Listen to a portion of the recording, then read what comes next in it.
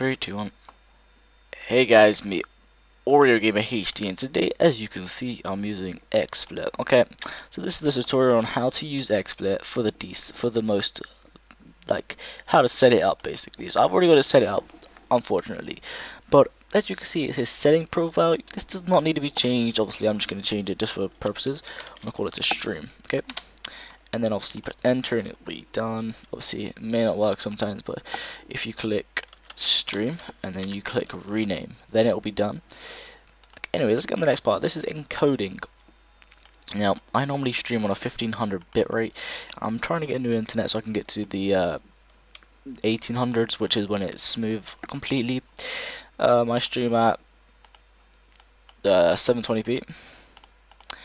So guys, you can change this to whatever your computer requires. If you're running like, first of all, when my internet was really bad and I would lag quite a bit, obviously this would go at 800, but at the moment I stream at 1500, and for CSGO I stream at 1000.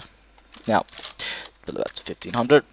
Right, the max buffer size, which is like the I believe the K bit is like the little stuff that's around, like all the little pixels. So if you change it to like 50,000, it will make you lag a lot, but that's why I normally put it on the exact same thing it is to that. Okay, anyways, this stuff you do not need to change at all. Broadcast settings, you can change this between whatever you want: file app only or live stream. You could do Twitch, custom, Vloggen, good game, daily motion, YouTube, cyber game, hitbox, connect, Azabu, or you can browse. Now you want to go to your FMS URL, which is basically where you live in the world, on these places where you want your best connection to be. As for me, it's London, UK, and obviously you put your path stream key in there. Now the next thing is auto reconnect. Like if you get timed out, obviously this does not need to be changed. I did not change any of this, but if you want to save your if you want to save your live streams, you can obviously save your live streams via that. And replay buffer length seconds, so obviously you change whatever time you want. I'm going to change that back to 1 because I don't really use it that much. Video. Now video you can change to whatever you want. Obviously you must know the numbers. Now if you want to change it to 580p or whatever you want, you change it to 720, 540.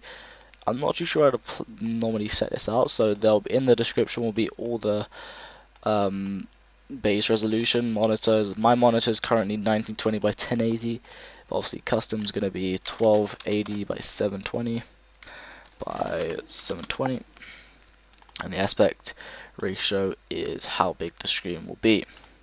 Now the FPS you can change to whatever you want. If you change to 60, it will be really, if you have it at the bitrate that I have it now, it'll be decent. There will be a little bit, like not too much, but quite a small amount of them little pixels. That's it for this bit.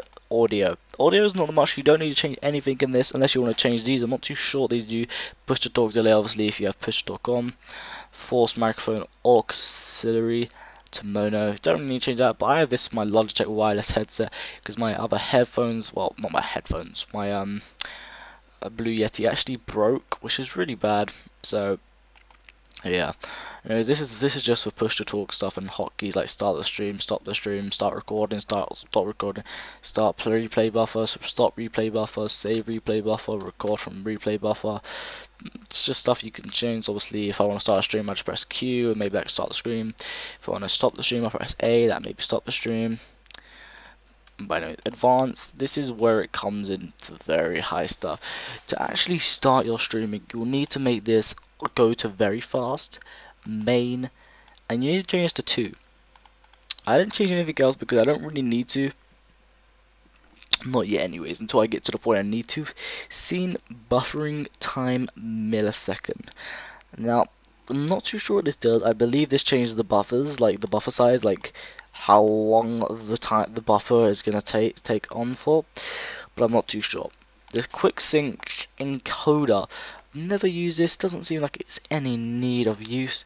As you can see, it doesn't really tell you can use it. Browser, it's nothing really Just the runtime, it's the CSS template, just stuff you can edit, I guess.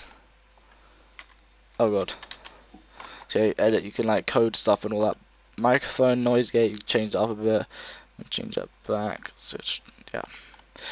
So let's go back down here. Obviously that was on 32, so I can change all the way. I can do that anything I like. Anyways, let's cancel that. And then obviously the scenes, pretty self-explanatory. Window capture is just a window that is like a, it'd be like a window like game, like this thing, and then it'll tell you that, and then game, and then you preview the stream, and there you go, it tells you you can watch that. Or for monitor capture, obviously that'll screen your whole monitor, but obviously you got a screen region into size like so. I lost it. What's this? I lost it. Presents to fit the screen. Or you could just do fit the screen and it'll fit the screen. Pretty self-explanatory. Move. Image. Obviously you can import images. Image slideshow. You can make a slideshow with text. Pretty self-explanatory as well. You can add. Oh, that's the wrong thing. I'm so dumb. Text. Obviously you can import texts with different fonts. All the fonts you have on your desktop.